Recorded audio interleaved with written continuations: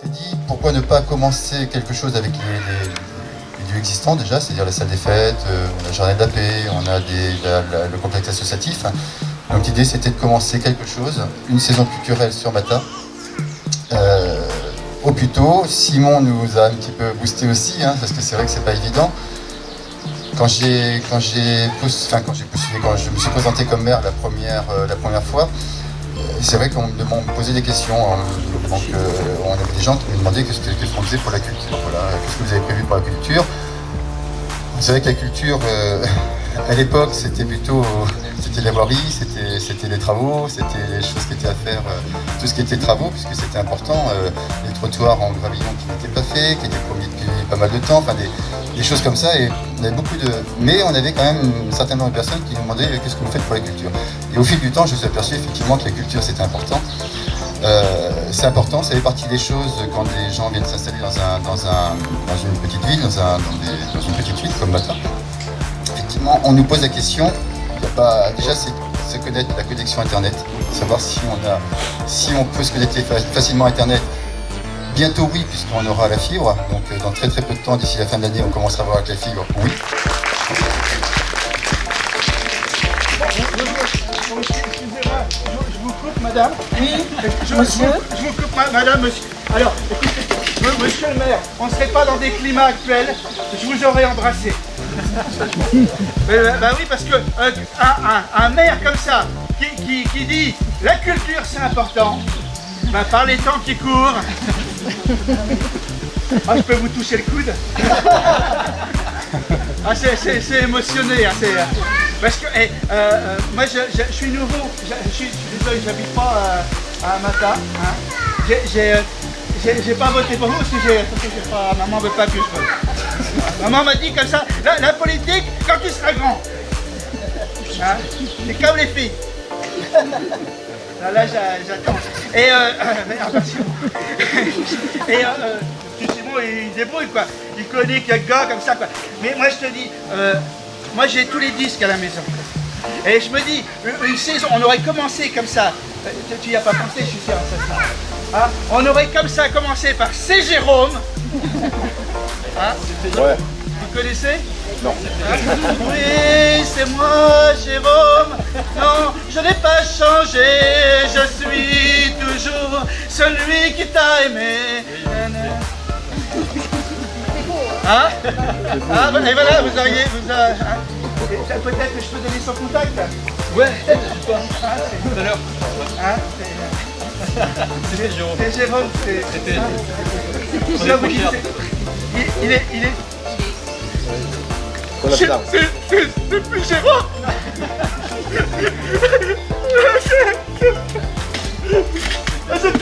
Moi je trouvais que c'était bien parti avec ce petit jeune qui arrivait qui parlait de culture. Je t'embrasserais aussi, toi, si je pouvais. On peut embrasser personne en ce moment, c'est quand même incroyable. C'est comme une donc je vais vous dérouler le programme de la saison culturelle. Donc le projet a été, comme vient de le citer Fabien, on a essayé de réfléchir ce projet avec au maximum d'acteurs locaux. Le but c'était pas d'aligner 10 noms sur un programme pour que les gens viennent, consomment et repartent. Le but c'était d'essayer d'impliquer au maximum le public local. On va y aller petit à petit, on peut pas tout faire la première saison, donc on a commencé à essayer de travailler sur cette démarche en tout cas. C'est ce qu'on aimerait vraiment dynamiser et essayer d'intégrer dans notre travail culturel sur le territoire. Donc le premier événement aura lieu, vous avez dû le voir sur les flyers, au mois d'octobre. On inaugure la saison culturelle le 10 octobre. Juste avant, il y aura une journée jeu le 7 octobre avec le local jeune et on espère les seniors de la commune dans le local jeune à Mata. Voilà, animé par les bénévoles de la Motte et du local jeune. On va inaugurer cette saison culturelle, avec un spectacle qu'on est en train de créer avec la compagnie Coyote Minute. Je crois que vous avez dû voir un fameux luron là, qui est intervenu avec un grand désir de C'est Jérôme. C'est donc un petit clin d'œil comédien de la compagnie Coyote Minute, avec laquelle on écrit un spectacle avec le théâtre Patroisan aussi, sur en fait le principe c'est de faire une déambulation dans Mata sur le tracé du géocaching qui est existant, et grâce à une marionnette que la compagnie Coyote Minute a fabriquée il y a déjà quelques années. C'est une marionnette géante 4,50 m qui crée un cortège dans Mata, avec le maximum de public, c'est un spectacle gratuit. Et donc du coup de déambuler dans Mata et de faire des stops culturels, dont tous les stops qui sont déjà existants via le géocaching. Et à chaque stop, il y aura donc une animation, un détournement sûrement burlesque de l'historique matalien, mais tout en gardant la bonne base. Et le speech du spectacle, c'est c'est la marionnette Lola qui va rendre visite à ses seniors dans les EHPAD en fait. C'était ça, c'est dans le cadre de la semaine bleue. Donc c'était un peu le fil rouge du spectacle. Voilà.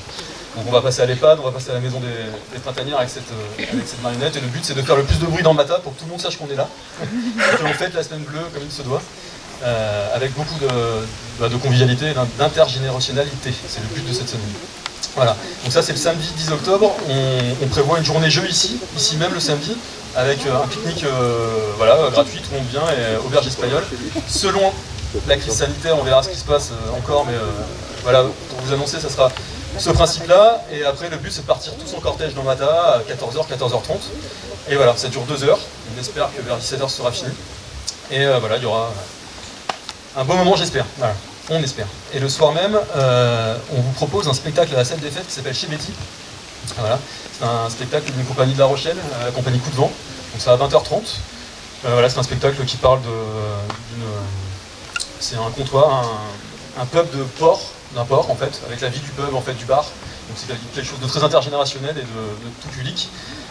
Le lendemain, vous pourrez assister au spectacle du théâtre Patoisan, d'atelier Patoisan de Imps. Voilà, avec la fête au village, je ne dois pas bien le dire, je pense, mais c'est un truc comme ça. Premier buffet et deuxième buffet, j'ai dit qu'on ouais, voilà. Mais en tout cas, on vous propose d'assister à leur spectacle et ils seront avec nous la veille sur la déambulation où quelques-uns de leurs comédiens va traduire en patois des extraits du spectacle de Coyote Minute. Voilà. Ça va être un premier essai, un premier partenariat, ça va être chouette. Après, on arrive en novembre. En fait, le but de cette saison, c'est aussi de reprendre les événements qui existent déjà sur le territoire. Donc là, je viens de vous présenter la semaine bleue. On a repris aussi la semaine du handicap qui a lieu au mois de novembre. Là, le principe, c'était d'essayer de sensibiliser les scolaires au handicap, et on a trouvé une compagnie de La Rochelle qui s'appelle La Baleine Cargo, qui a un spectacle qui s'appelle Poulette Crevette. C'est tout pour les tout petits à partir de 18 mois, et donc du coup, on fait 2 séances scolaires que pour les maternelles du territoire, de la commune, donc privées et publiques. Et on fait un spectacle le samedi matin, le 7 novembre, une tout public pour Poulette Crevette. Et après l'après-midi, vous pourrez assister au spectacle de La Passerelle, donc le foyer occupationnel de Mata, qui va venir présenter son spectacle à la salle des fêtes.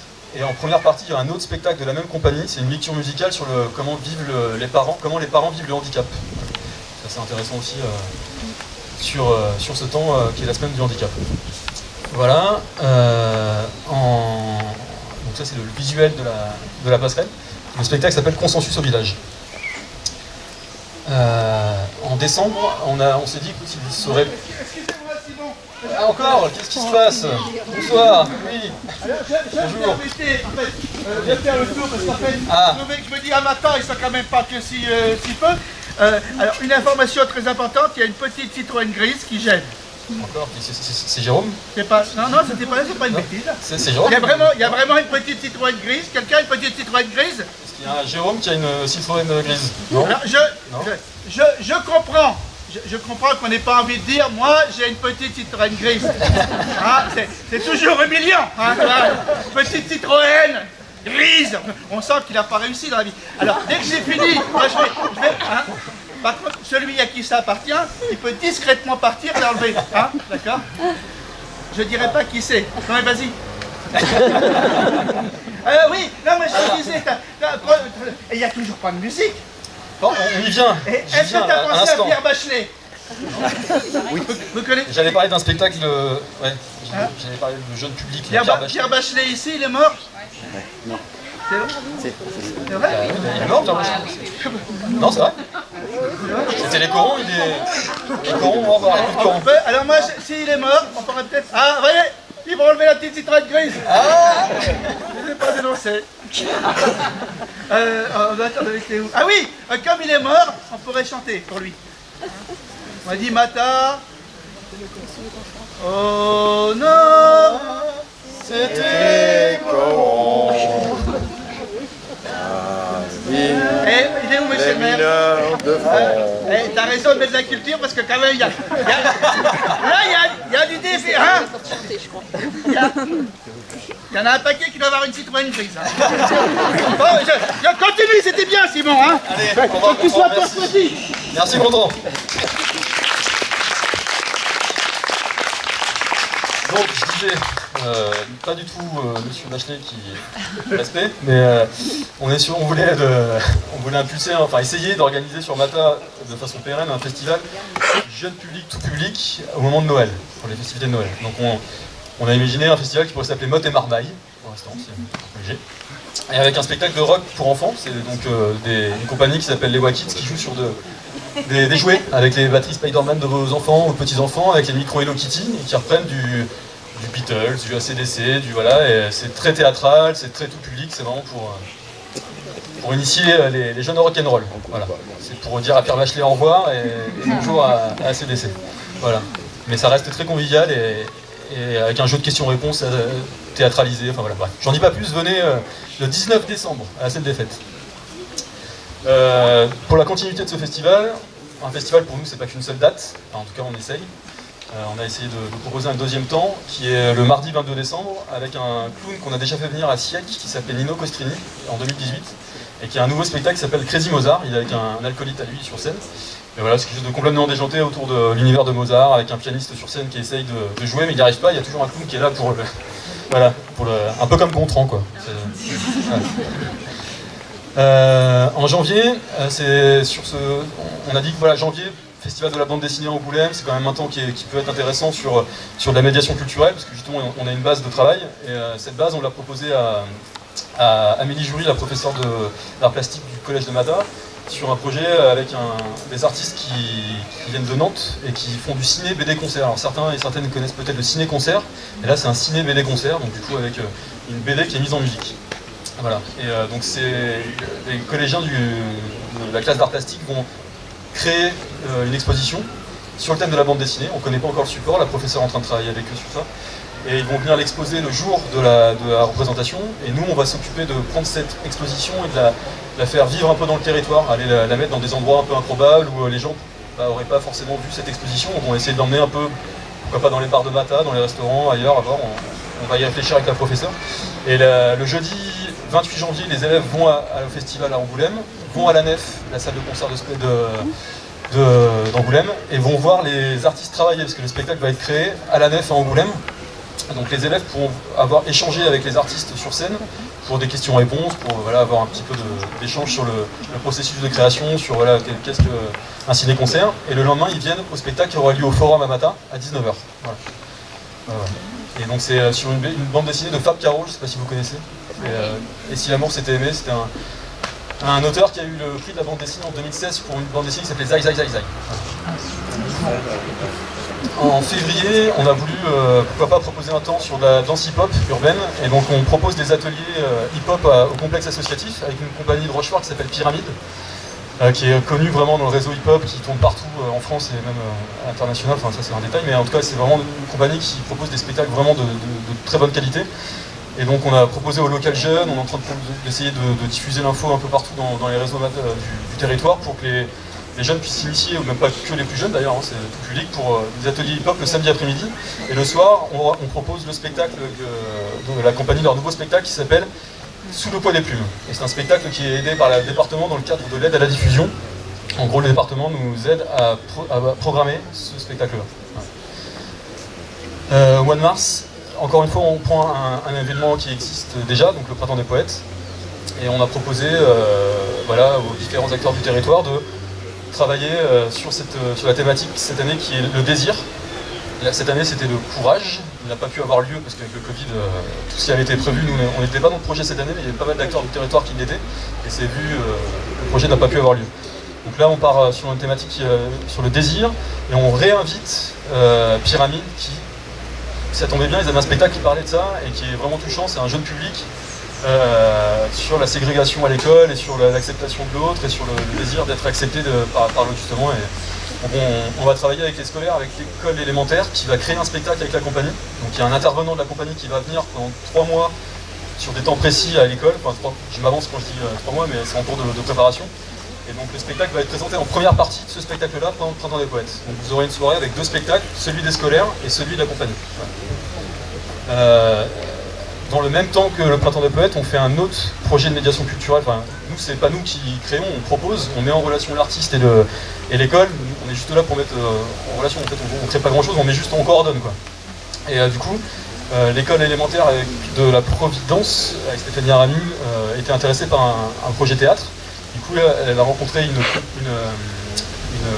comédienne de la compagnie Pantoum à Jarnac, avec laquelle ils vont créer des petites scénettes de théâtre qui vont être présentées en première partie du spectacle que nous on programme, qui s'appelle Ici et là. C'est du mime, c'est un peu à la Buster Keaton dans l'univers Chaplin, Buster Keaton, sur pareil le désir, la thématique du désir. Et c'est un super beau spectacle qui a joué là au Sarabande, qui a joué pas mal un peu partout sur le territoire et en France. Voilà, après au mois de mai, ici même, le 22 mai, on crée un festival qui s'appelle Un clown dans l'assiette. Le but c'est de passer un temps convivial, humoristique, tout en mangeant. Un incroyable talent, attention. Gontran, il n'a même pas fait un incroyable talent, je crois.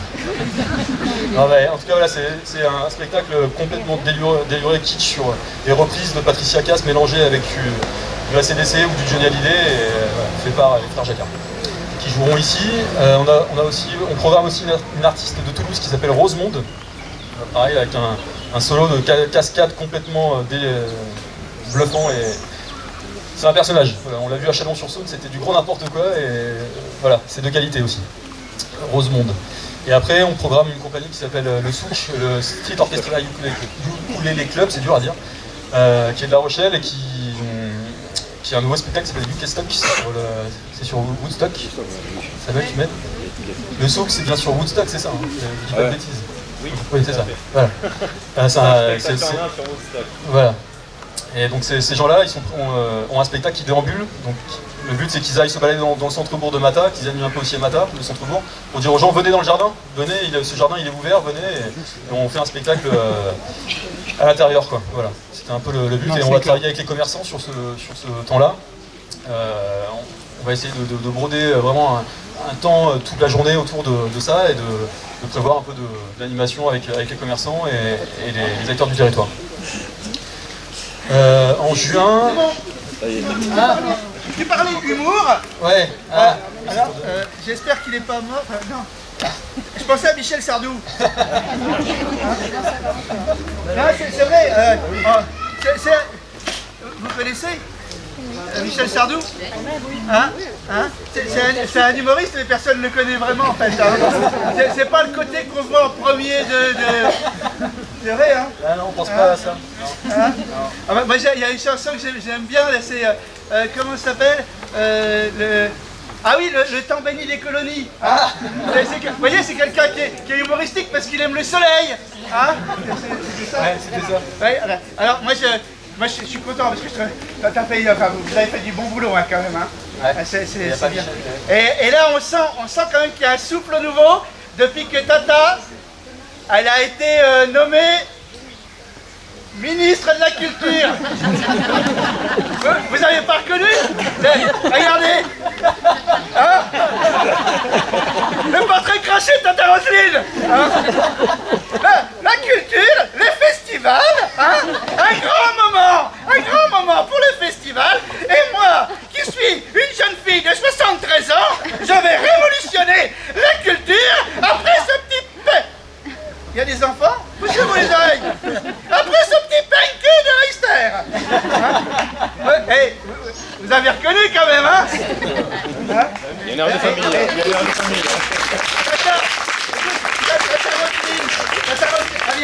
Elle vient à mauvais sans matin régulièrement. Et ben, Tata Roselyne, je lui parlerai de toi. Hein?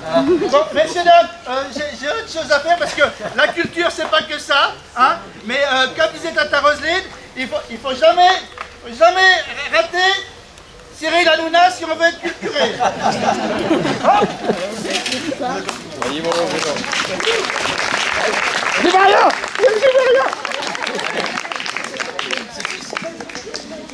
Ah, alors apparemment, il y a vraiment une voiture qui dérange l'accès à la COP, apparemment une C6 grise, c'est ça? Une grosse Citroën. Une Citroën grise. Grosse. Pas petite. Voilà. Qui c'est qui a une grosse Citroën grise? Roselyne Bachelot peut-être, elle est venue au dernier moment. Roselyne. Citroën A. Bonne pioche, très bien. Donc, je sais plus ce qu'on disait. Si, mois de juin.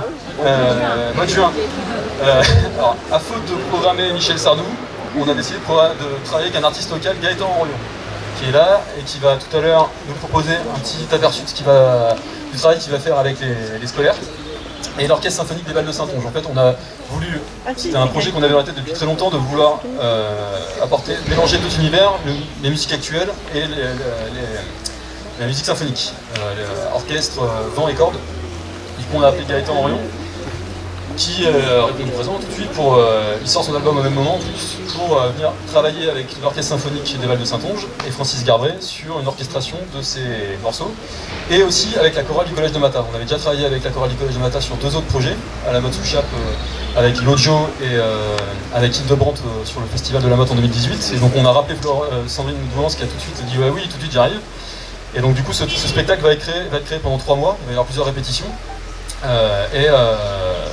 Lors de cette soirée, nous allons restituer ce projet-là en première partie. Donc, pendant 1 heure, il y aura 60 musiciens sur scène à la ferme des Godinières dans la cour intérieure. À la base, on voulait le faire à l'intérieur d'un bâtiment, mais c'est pas possible au niveau sonore, au niveau acoustique. Donc on avait décidé de le faire en extérieur au mois de juin, la veille de la fête de la musique et de notre festival qui s'appelle La Motte en scène. Parce que du coup, c'est encore un festival qu'on veut impulser qui s'appelle La Motte en scène et qui serait notre clôture de saison. Voilà. Pour l'instant. Et donc du coup en première partie il y aurait ce projet là, et en seconde partie on est en train d'essayer de voir pour programmer un artiste qui s'appelle HK et Saltabank, ou alors d'autres artistes du même... on n'a pas eu le temps de valider encore cette information, donc je vous en dis pas plus, mais en tout cas on aimerait bien avoir un artiste un peu qui est au niveau national et un peu connu pour... encore une fois, le but c'est de croiser les publics, de ramener un peu plus de monde, et que le public scolaire, le public de l'orchestre symphonique, le public des fans de Gaëtan et de l'artiste qu'on programme derrière se croisent, et que voilà, ça fait une belle soirée. Voilà. Le lendemain, on programme... non, ça c'était justement ça. Le lendemain, on a décidé d'investir le parc du château pour être dans le centre-bourg, parce que la ferme des Godinières est vraiment excentrée, donc on a dit tiens, c'est la fête de la musique, il faut que ça soit aussi vraiment dans le centre-bourg. Et donc on programme c'est un bal de musique du monde de Poitiers qui s'appelle Transbal Express. En fait, c'est un bal c'est vraiment pour inviter à la danse, et donc c'est sur les musiques du monde, vraiment cubaine, Balkan, et ainsi de suite. Donc ce sera au Parc du Château, et on programme aussi d'autres artistes. Dans la même soirée, c'est en cours de programmation, mais il y aura une fanfare qui s'appelle PVC, c'est la fanfare qui fait que des tubes. Voilà, c'est placé, et c'est eux, c'est pas moi. Et c'est des musiciens des Hurlements de Léo, pas mal de gens connaissent peut-être ce groupe-là qui a sillonné les routes de France, et aussi d'autres groupes. C'est un collectif de musiciens qui pourrait jouer en déambulation, qui pourrait venir jouer au château, mais aussi dans le centre-bourg quand les animations du centre-bourg sont en pause, parce qu'il y a tout le temps un petit temps de latence entre 2 artistes, donc ça peut animer aussi le centre-bourg. Et voilà, c'était un peu le principe. Voilà, bah écoutez, on a déroulé un peu tout le programme, comme ça c'est un peu beaucoup d'infos, désolé, et puis peut-être un peu frontal, mais voilà, on est vraiment très content de pouvoir présenter ce projet sur la commune et le territoire de Mata, et que la mairie nous fasse confiance, quoi, et les collectivités vraiment sur ce projet-là, parce qu'il y a vraiment un partenariat qui s'est créé avec la mairie, que ce soit sur la confiance, mais aussi tout ce qui est humain, logistique. Voilà,